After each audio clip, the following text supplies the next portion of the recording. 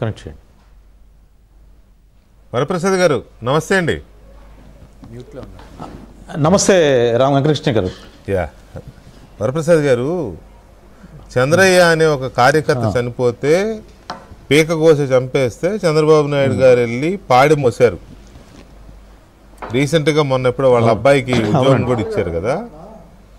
అలాగే ఈ ఇద్దరు తెలుగుదేశం కార్యకర్తల నాయకుల జంట హత్యలు, అన్నదమ్ములు ఇద్దరిని చంపేసిన కేసులో పిన్నెల్లి బ్రదర్సు ముద్దాయిలుగా కేసులో ఉన్నారు. వాళ్ళ కేసుకు సంబంధించిన ఫైల్ ముందే వాళ్ళకి వెళ్ళింది అని నిన్న సుప్రీంకోర్టు తప్పుపట్టింది ప్రభుత్వాన్ని. మీకు ప్రభుత్వం అంటే పోలీసులు మీకు సహకరిస్తున్నారా, మీరు చేసే కుట్ర ఏంటి అని.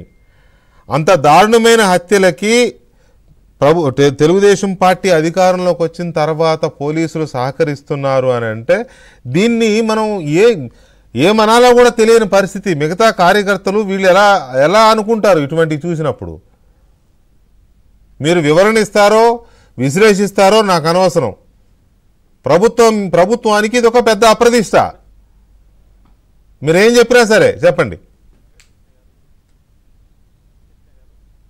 మీకు ప్యానెల్లో ఉన్న పెద్దలందరూ కూడా నమస్కారం, మీ వ్యూవర్స్ కూడా నమస్కారం.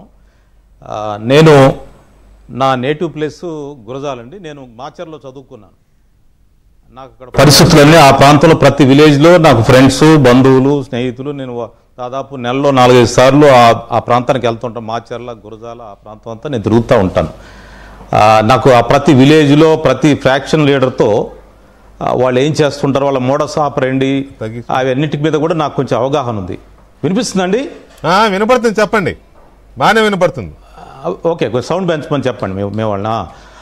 అయితే మాచర్లలో గత కొన్ని సంవత్సరాలుగా పిన్నెల్లి రామకృష్ణారెడ్డి గారి కుటుంబము రాజకీయంగా చాలా పట్టు సాధించారు. వాళ్ళ ఆధిపత్యంలో జరుగుతూ ఉంది. అక్కడ చిన్న ఈగ వాలాలన్నా వాళ్ళ పర్మిషన్ ఉండాల్సిందే, వాళ్ళ బ్రదర్స్ పర్మిషన్ ఉండాల్సిందే. అక్కడ ఒక రకంగా అది ఒక బీహార్లో ఏదో ఉంటారో చూసారా, అంత మరి ఇంకా ఆ పదం వాడటం కరెక్ట్ కాదేమో, కానీ వాళ్ళు ఆ విధంగా పట్టు సాధించారు.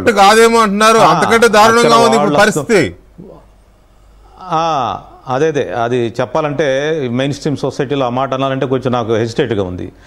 అక్కడ కొంచెం గతంలో నక్సలైట్లు అడావుడినప్పుడు వీళ్ళంతా దాక్కున్నారండి. వీళ్ళంతా మా హైదరాబాదు ఎక్కడెక్కడో దాక్కున్నారు, వీళ్ళు కనపడకుండా తిరిగారు.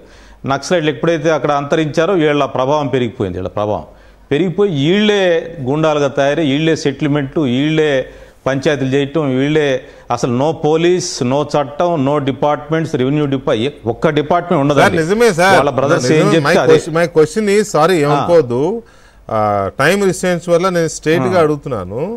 నా క్వశ్చన్ స్ట్రైట్.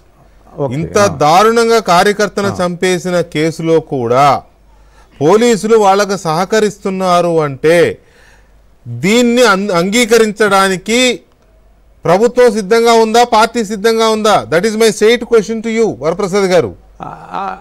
ఇక్కడ పిన్నెల్లి రామకృష్ణారెడ్డి గారు ఎంత గొప్పవాడు, వాళ్ళ చరిత్ర ఏంటి, మాచర్లలో వాళ్ళు రాజుల, పులుల, సింహాల, అది అనవసరం ఇప్పుడు. అదేలేండి, అవును. ఓకే. ఇప్పుడు మీ క్వశ్చన్ ఆన్సర్ ఏంటంటే అన్నిటిని రాష్ట్రం అంతా అదే కేటగిరీ కింద చూడొద్దండి. కొన్ని ప్రాంతాలు ఇలాంటి ప్రభావం ఉంది. పోలీసులు కొంతమంది సహకరిస్తున్నమాట వాస్తవం, అధికారులు కొంతమంది సహకరిస్తున్నమాట వాస్తవం.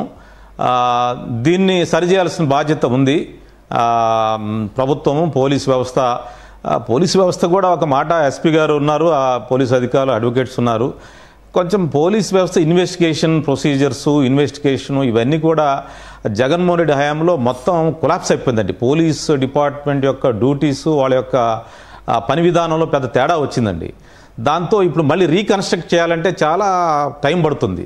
అందువల్ల ఆ ప్రొఫెషనలిజంని ఇంప్రూవ్ చేయడానికి కోసం పెద్ద ఎక్సర్సైజ్ చేయాల్సిన అవసరం ఉంది. ఎస్పీల స్థాయిలో, సిఐల స్థాయిలో, డిఎస్పీల స్థాయిలో పెద్ద ఎక్సర్సైజ్ చేయాల్సిన అవసరం ఉంది.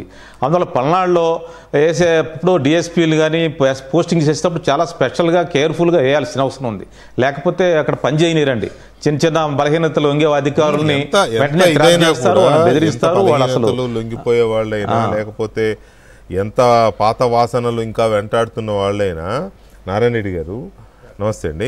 ఇప్పుడు